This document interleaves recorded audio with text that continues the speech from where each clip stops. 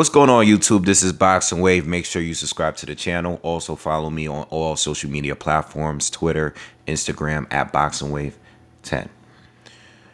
So, big news today. Alexander Povetkin is out. He is suffering from COVID-19, so we won't be getting the Dillon White rematch. The fight has been postponed to January 30th. All right. So listen, we all want to wish Povetkin a speedy recovery. Hopefully he gets well soon.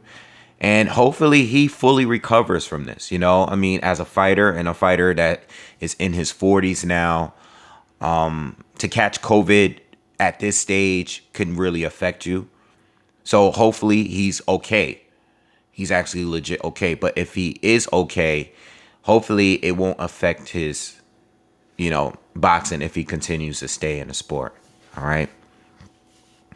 So the fight was in a couple weeks, and this is going to affect a lot. All right. So right now we're trying to figure out what's going to happen. Are they going to scrap the entire card? Are they going to have Dillon White replace, or going to have someone replace Alexander Povetkin and keep the card? Are they going to postpone it? Like, what are we going to do? Because Dillon White has been preparing. He's training. He's ready to go. And what's going to happen?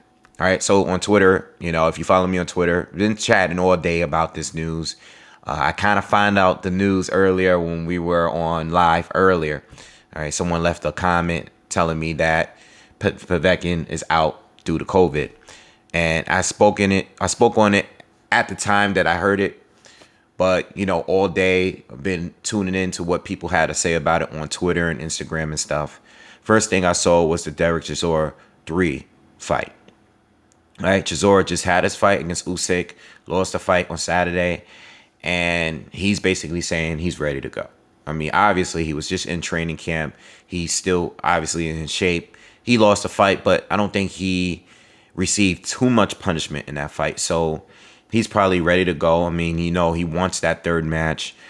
So he's spoken out about it. And I even seen like a legit flyer today, which was pretty funny. Like, these guys were really, really quick. David Hay posted a flyer for Chisora against Whyte 3. So they're not playing around. They're not playing any games. We're trying to get this fight going. So another fight everyone was talking about was Tyson Fury. And I made a post saying that Tyson Fury is looking for an opponent, and maybe Dillon White can fight him, on December 5th, on a night that Tyson Fury was expecting to come back. Now, we heard Carlos Takam. We've heard Agi Caballel, okay? But these are fights that people are not really interested in. These are fights that are just tune-up fights for Tyson Fury. We know Takam has, good fighter, solid fighter, has some good wins, has a lot of losses, similar to Chisora, okay, on his resume, but he's experienced. He's a tough fighter. He's game. He's been in there with a lot of people, and not a bad fight, all right? And then you had Caballel, who I personally only seen him fight once, which was against Derek Chisora. It was a snooze fest. His style, he's not an aggressive fighter, but he is undefeated, and he is a ranking WBC contender. At the very bottom of those rankings, but he's up there. He's in there at least. All right, so me personally, I'm not interested in the Carlos Takam fight. I'm not interested in the Caballel fight at all, okay? But we know that Fury takes these fights in between his bigger fights in order to just tune up. He's not really in there trying to find someone that can possibly derail him from fighting Anthony Joshua. So I don't think Tyson Fury is a believable fight for Dillon White. I just don't. Someone left a message under my post today saying that the WBC, according to their rules, they wouldn't allow Tyson Fury to defend his title against someone that just lost anyway, all right, which is Dillon White. So he probably wouldn't be able to get the opportunity to fight anyway. He would have to fight someone in that top 15, which It's the reason why Caballero's name has come up. Carlos Takam's name has come up. You know, all of the people that we've heard for the past few weeks since it's been kind of confirmed that Fury won't be fighting Deontay Wilder. All of these guys has been top 15 ranked WBC fighters. Now, Michael Hunter has come out, said that he is willing to take the fight. And no surprise. I mean, Michael Hunter is always one of those first guys I think of. I always think of him first because I know he stays in shape. I know he's willing to fight anyone. He views himself as the boogeyman of the heavyweight division. And honestly, he is one of those guys. He's one of those guys. I don't think he's the very best at heavyweight, but I think he can compete with all the best fighters at heavyweight. Whatever person in the top 10, I think he can beat some of those guys. We saw his performance against Alexander Povetkin. It was a draw, but he was able to hurt Povetkin. He gave Povetkin a very, really, really rough night. He definitely performed better than Dillon White did. So he's called out Dillon White. He's even gone as far as saying, I would fight him for free. Much, much respect for Michael Hunter. And I believe him. I believe him, you know. I mean, I would want the guy to get paid for taking on a fight like that. You know, I mean, that would be one of his biggest paydays. And if you are to lose the fight and not get paid, that would be an issue. But I feel him for not really being fearful to fight anyone at heavyweight. He would literally fight anyone at heavyweight. He's young. He's hungry. I mean, he's not even that young, but he's hungry. He's hungry. He wants an opportunity to fight one of the top fighters at heavyweight. And he's not scared of any of them, you know. And I would love to see that fight. I would love to see Michael Hunter fight Fury, you know, over Caballero or Takam. But unfortunately for him, too risky, low reward. You know how it is. These guys, they're not going to fight him. They're not going to fight him, especially because they're right around the corner from a bigger fight. You know, at the end of the day, these fighters, they care about their careers, their opportunities. They care about the money. And I don't expect Tyson Fury to fight him. I don't expect Dillon White to fight him because he's just simply not a replacement fighter. You know, he's not popular. He's not well known. Not even in America, he's not well known. But everybody is fully aware of how dangerous he is. You know, just no one's gonna fight him. Even if he held a belt or, you know, like a world title or not the full title, people are just not gonna volunteer to fight him because he is that guy that no one really knows. But anyone that really knows the sport and follow the heavyweight division knows how dangerous he is, you know? So I would love to see him fight. I would love to see him get an opportunity, but he just won't. He won't, you know? And I'm not even sure if he would beat Dillon White. I'm not even saying he would. But what I'm saying is it's risky. It's risky because he might beat him. He might beat him, you know? And Dillon White is trying to get back in position to fight for a title.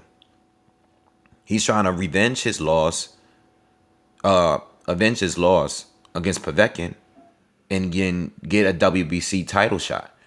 You know, he's trying to chase after Tyson Fury. You know, that's what they're going. That's the direction they're taking.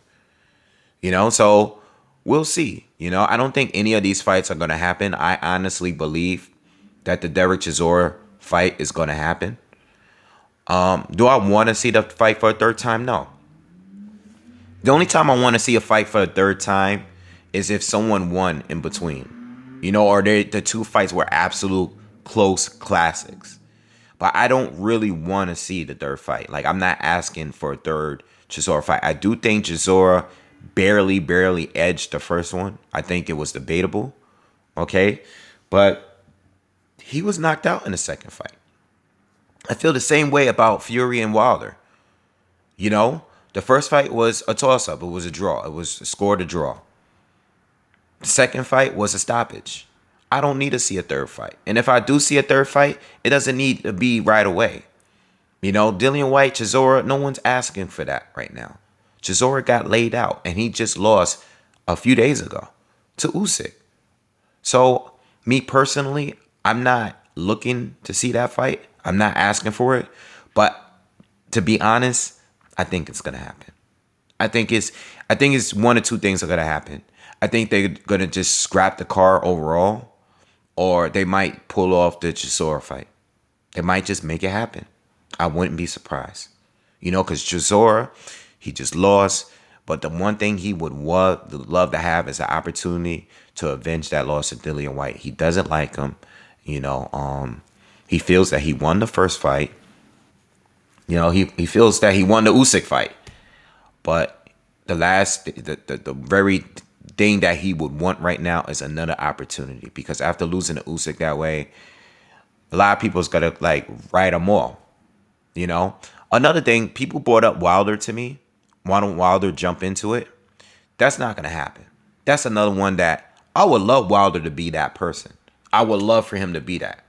But he didn't fight Whyte before. He's not going to jump in and fight him as a replacement. Is Wilder even prepared to fight right now? Is he even prepared? I know we heard reports. I'm not talking about the reports. Is he physically ready to jump in and fight Dillon White on the fly as a replacement? I don't think so. And even if he was, Dillon White is not going to be the comeback fighter. He's not. I could see Charles Martin. I could see Adam Konaski. I could see one of the PPC guys.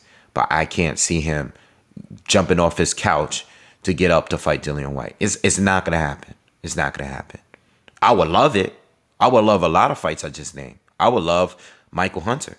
I would love a lot of guys. But let's be realistic here. Wilder is not jumping in to be somebody's replacement.